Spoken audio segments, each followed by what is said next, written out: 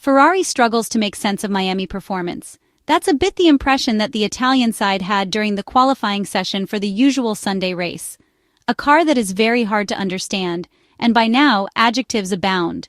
The poor showing is evident. 12th place for Lewis Hamilton, not even able to get into Q3, and only 8th for Charles Leclerc, who delivered a personally excellent performance that was, however, far from enough to cover the many flaws of a poor car. Ferrari can't manage the SF-25.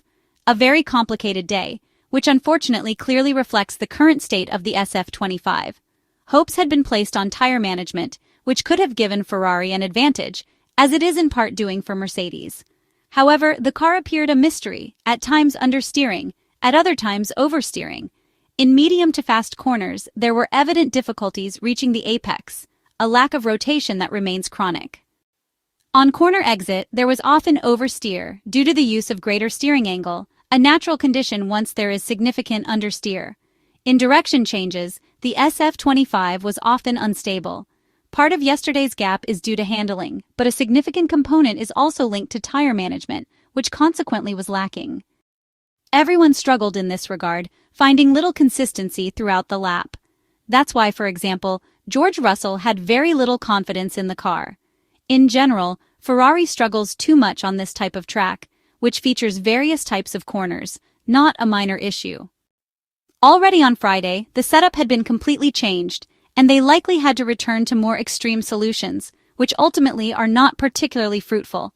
In terms of grip, there are 2 points where Charles Leclerc loses all his time braking for turn 1, where they clearly arrive with the front tires not ready, and the entire slow section of the track, where they lose up to 4/10. On the other hand, McLaren knows how and can optimize the setup. Watching McLaren's onboards, you can immediately sense how much more grip they generate over a lap. In the fast sections, they obviously have a downforce advantage that allows them to maximize mid-corner speed, similarly to Red Bull. 2 cars that gain through the entire first sector, where high downforce is useful. In terms of handling, it was not even the worst section for Ferrari. The car struggled much more in the medium speed and especially slow speed sections, where it was very unstable. Once again, the optimization of the fast corners, where they are inherently weaker, worked better. While in the slow, they can't find grip. Even McLaren had some issues in the technical sections, especially on entry. They recovered everything on traction, and it is precisely on this point that they built their advantage. A key was also limiting the gap on the straights, where we know Red Bull is very strong. The McLaren MCL39 remains a slower car, but the differences compared to the 6.174-kilometer Jeddah Corniche circuit were smaller, also thanks to the nature of the straights, which are obviously much shorter. Mercedes' performance was instead dictated by tire usage. George Russell had many more problems than Kimi Antonelli, who did an excellent job managing the compounds, unlike past races where he was losing those 2/10 to his teammate in cornering phases due to less effective tire use, lacking the same grip as the Brit. For both, the biggest problem was undoubtedly the first sector of the American track, where the tires were often far from their target temperature.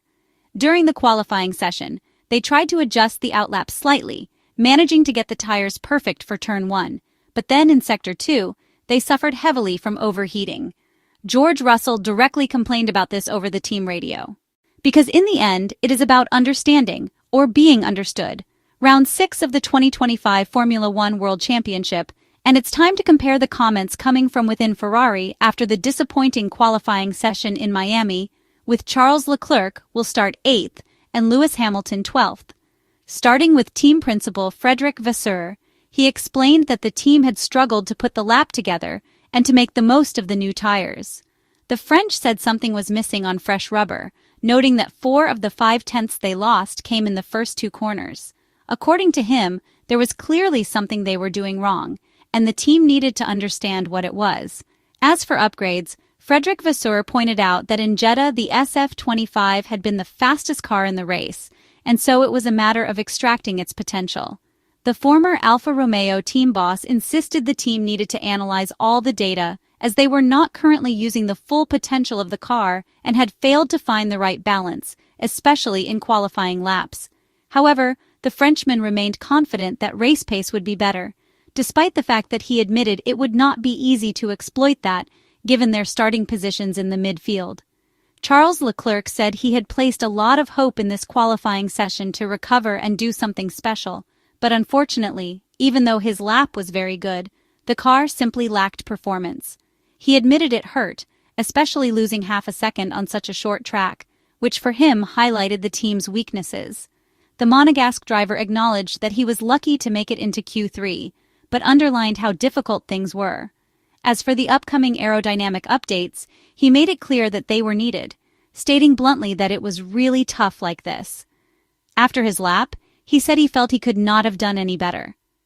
Lewis Hamilton, meanwhile, stated that they were doing their best not to make major setup changes, but whatever they tried, the car remained inconsistent every time it hit the track.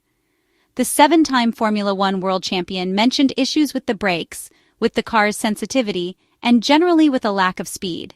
He described the operating window as almost impossible to identify. Although they were trying their best, the Briton said even their best didn't seem to be enough. He added that he would keep pushing, return to the factory the following week, and continue working. It may seem strange, but in yesterday's qualifying session, a small encouraging sign emerged on Lewis Hamilton's side. It's true that the British driver didn't make it past Q2, but the gap to his Maranello teammate at the end of the session was just 58 thousandths. However, Charles Leclerc was fortunate to pick up a perfect slipstream from Lando Norris on the long straight leading to the braking zone of turn 17, a bonus worth 0.2, as the Monegasque driver's third sector ended up being the fastest of the entire qualifying session. Without that help, even Ferrari number 16 would have missed out on Q3. Following the line of reasoning offered by the key figures involved, it seems the SF-25 does have potential, but the drivers have made it clear they are already pushing to the limit and cannot extract more. In the Miami qualifying session, the gap between Charles Leclerc and Lewis Hamilton was just 0.058 seconds. They are openly speaking of a lack of performance and a car that simply is not fast. If the car truly has potential, as Vasseur claims, then it is only fair to ask what or who is missing. The drivers? The Maranello engineers setting up the car? Vasseur has been repeating like a mantra for weeks that Ferrari's weak point is the performance in the qualifying session and that the Maranello team must focus on itself to improve its Saturdays. But after 6 races, the fans deserve a clear answer. Who is getting it wrong? Because the suspicion is growing that the SF-25, as it stands without aerodynamic updates, may have structural limitations, as we have also pointed out in the last few weeks. A task that increasingly appears to be directed toward Ferrari's racing division in Maranello, with the hope that corrective measures can take shape, ones capable of resolving or at least easing the issues of the SF-25 project.